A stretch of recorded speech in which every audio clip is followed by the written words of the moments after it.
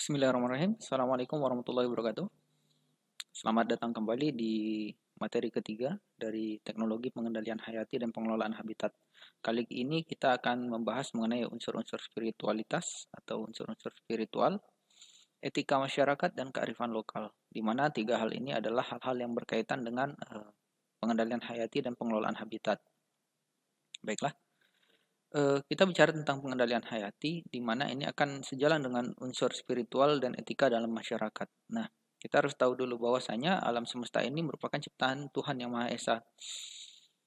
Dari sekian sekian luasnya ciptaan yang dibuat oleh Tuhan, kita diberi tempat tinggal atau bisa tinggal hidup di bagian kecil dari alam semesta ini. Kemudian manusia yang diberikan tempat tinggal oleh Tuhan Yang Maha Esa, diberikan akal dan pikiran untuk menjalani kehidupan. Nah, di sini kita sebagai manusia ini memiliki tanggung jawab untuk menjaga lingkungan. Jadi kita tidak boleh semena-mena hidup menggunakan sumber daya alam, menggunakan hal-hal yang tidak baik pada tempat yang kita tinggali. Kemudian kita harus menggunakan metode yang tidak memberikan dampak negatif pada tempat yang kita tinggali atau pada daerah-daerah yang kita usahakan. Kemudian yang paling penting bagi kita orang-orang pertanian, bagi kita orang-orang yang hidup di lingkungan budidaya, bagi kita yang hidup pada umumnya pada daerah-daerah yang banyak makhluk hidupnya, ini sangat erat kaitannya dengan pertanian biasanya, di mana nanti tindakan yang kita lakukan terus-menerus, pelestarian yang kita lakukan terus-menerus ini akan menjadi sebuah kearifan lokal. Nah, di sini hubungannya dengan unsur spiritual, di mana kita sebagai makhluk hidup ini harus memaksimalkan peran musuh alami. Apa hubungan unsur spiritual dengan peranan dari musuh alami ini? Yang pertama kita harus tahu, tadi sudah dijelaskan bahwa Tuhan menciptakan seluruh makhluk hidup yang ada di jagat raya ini. Nah, setiap makhluk hidup ini memiliki kaitan dari perbuatan dengan dampak yang akan terjadi berikutnya.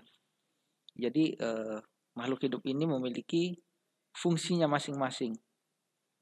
Nah, hubungan musuh alami dengan unsur spiritual ini kita harus menyadari bahwa Tuhan menciptakan makhluk hidup ini untuk bisa mengendalikan habitatnya masing-masing, untuk bisa menjadi seimbang di dalam lingkungannya. Nah, kaitannya di sini adalah dengan pengendalian, di mana setiap makhluk hidup yang ada di dunia ini merupakan rantai makanan. Kita harus sadari dulu bahwasanya Tuhan menciptakan makhluk hidup ini dalam sistem rantai makanan. Kemudian kita harus bisa menjaga kelestarian hayati, di mana sebagai makhluk hidup yang memiliki moral, memiliki pikiran, memiliki perasaan, kita harus bisa menjaga lingkungan.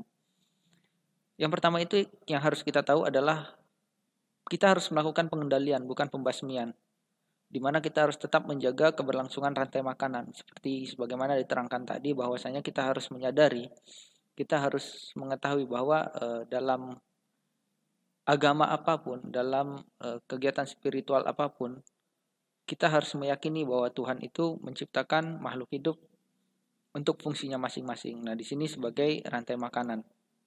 Kemudian, kenapa kita harus melakukan pengendalian bukan pembasmian?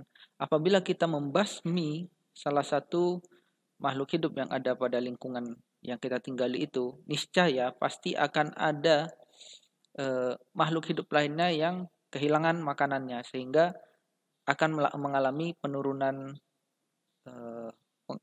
keberadaan atau mengalami kematian total. Kemudian apabila kita melakukan pembasmian, itu akan merusak lingkungan tadi. Kalau kita kaitkan dengan hal-hal pertanian, ini akan memutuskan rantai makanan, di mana nanti akan menyebabkan resurgensi hama. Apa resurgensi hama? Itu adalah ledakan hama. Bisa juga ledakan OPT yang ada di sekitar daerah itu. Nah, ini salah satu ayat dari Al-Quran yang artinya janganlah kamu berbuat kerusakan di muka bumi, sesungguhnya Allah tidak menyukai orang-orang yang berbuat kerusakan.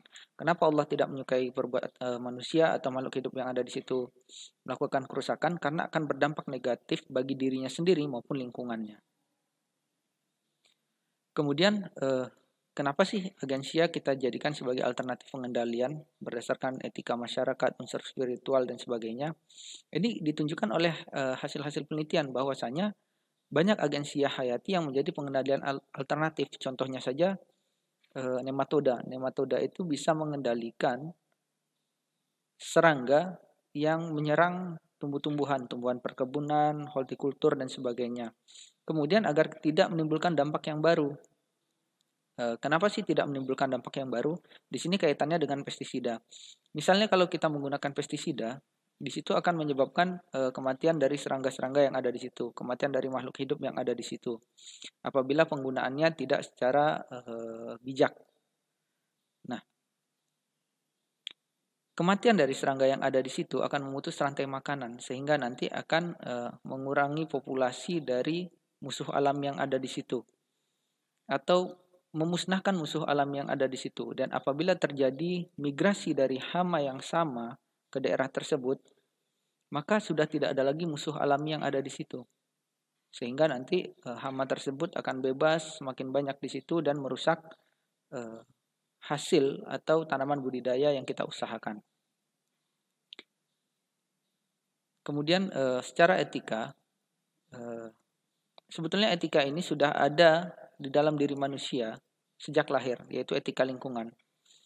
Tidak munculnya etika lingkungan dalam diri manusia ini ya karena manusia banyak berpandangan bahwa materi adalah segala-galanya, sehingga berbuat kerusakan dan sebagainya, mengambil sumber daya terlalu besar tanpa melakukan perbaikan. Misalnya kalau kita berbicara tambang dan sebagainya, mereka mengeruk hasil bumi tapi tidak melakukan reboisasi di situ, tidak melakukan perbaikan di daerah-daerah tersebut, sehingga menyebabkan kerusakan.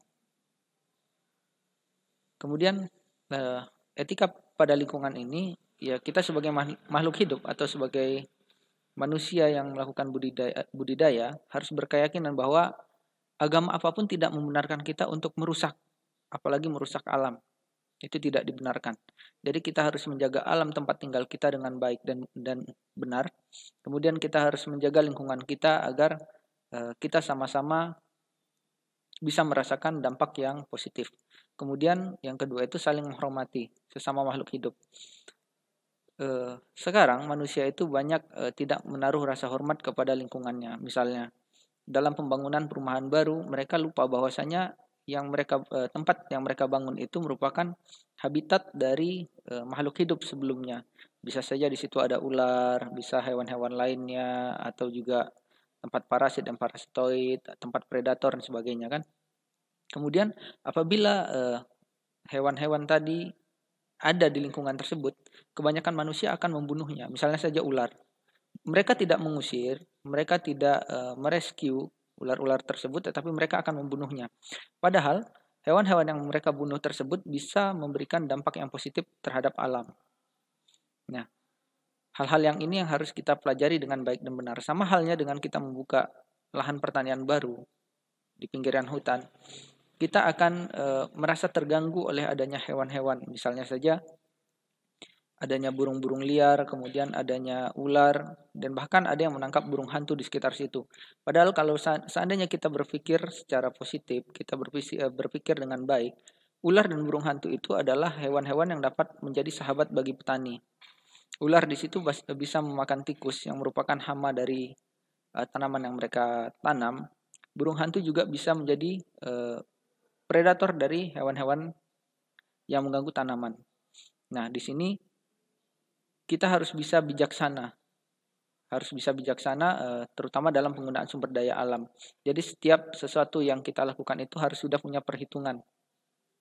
Seperti apa perhitungannya? Di sini kita jangan sampai menggunakan sumber daya alam itu berlebihan. Jangan mengeruk terlalu banyak sehingga kita melupakan tindakan yang kita lakukan. Ini akan merusak atau berdampak negatif terhadap lingkungan. Kemudian yang terakhir kita harus bertanggung jawab apabila kita menggunakan atau mengeruk sumber daya alam yang ada di situ. jangan lupa kita harus mengembalikan atau membuat daerah itu menjadi lebih baik. Contohnya, yang paling mudah kita berbicara tentang tambang. Setelah kita melakukan penambangan pada daerah tersebut, kita harus melakukan reboisasi kembali agar lingkungan itu kembali normal sekian tahun mendatang. Kemudian apabila kita membuka lahan hutan untuk daerah budidaya misalnya, jangan lupa bagaimana cara kita untuk bermanfaat bagi lingkungan sekitar. Bisa kita menanam pohon-pohonan baru, kemudian bagaimana sistem kita dalam budidaya agar tidak terjadi kerusakan-kerusakan seperti erosi, banjir dan sebagainya. Itu harus kita pertimbangkan dan harus kita bertanggung jawab atas apa yang telah kita lakukan. Kemudian kita akan berbicara mengenai kearifan lokal. Nah, apa sih kearifan lokal? Kearifan lokal ini adalah suatu hal yang telah kita lakukan secara terus-menerus, secara berulang-ulang sehingga menjadi suatu ciri khas dari daerah yang kita tinggali. Nah, misalnya saja kita berbicara mengenai pengelolaan lahan sawah tada hujan dengan lahan sawah irigasi. Nah, dari dua daerah yang dibudidayakan ini akan memiliki sistem atau cara yang berbeda dalam sistem budidayanya. Misalnya kalau lahan tada hujan ini atau lahan surjan biasanya itu akan lebih banyak multiple cropping atau melakukan budidaya dengan banyak tanaman. Apa keuntungannya? Keuntungannya kita akan mendapatkan hasil panen yang berbeda-beda. Kemudian hama yang ada di situ tidak akan merusak seluruh tanaman karena hamanya berbeda-beda dan hasil panen akan lebih baik. Tetapi akan banyak jenis hamanya di situ. Kemudian kalau dengan sawah irigasi apa sih? Mungkin pada sawah irigasi jenis hamanya tidak terlalu banyak, tetapi populasinya akan lebih banyak sehingga akan menyerang tanaman yang kita budidayakan di situ lebih parah kerusakannya. Kemudian misalnya kita bahas mengenai ciri khas dari suku Baduy. Kalau dalam suku Baduy ini mereka akan menetapkan tanggal tanam itu berdasarkan informasi dari kepala sukunya atau bisa kita sebut sebagai penasehat sukunya. Jadi apa yang harus mereka lakukan, kapan tanggal tanamnya, kapan apa saja yang harus mereka tanam. Kemudian biasanya kalau untuk menanam padi, mereka akan menanam berbagai jenis tanaman padi. Nah, di sini apa fungsinya? Ternyata mereka sudah belajar dari pengalaman dan juga saran dari penasehatnya ini bahwasanya kalau jenis padi yang ditanam ini berbeda, maka hamanya akan berbeda juga dan kerusakan akan lebih kecil. Kemudian mereka juga menggunakan tumbuh-tumbuhan sebagai herbisida bahkan pestisida nabati. Sehingga mereka menggunakan sumber daya alam sendiri untuk melakukan pengendalian. Jadi mereka tidak menggunakan bahan-bahan yang berbau kimia yang akan menyebabkan dampak negatif pada daerah yang mereka tinggali. Kemudian untuk pengendalian hama di daerah Jawa Tengah dan Jawa Timur itu biasanya masyarakat di sini di daerah Jawa Tengah dan Jawa Timur ini akan menggunakan daun walang kalau tidak salah. Nah, daun walang ini memiliki aroma yang menyengat bagi hidung. Nah, ini bisa digunakan untuk mengusir hama wereng. Kemudian juga beberapa masyarakat di sini membakar gula merah pada daerah-daerah budidaya mereka sehingga nanti akan memancing datangnya parasit dan parasitoid ke daerah tersebut. Nah, ini yang dimanfaatkan oleh para petani di daerah Jawa Tengah dan Jawa Timur untuk pengendalian.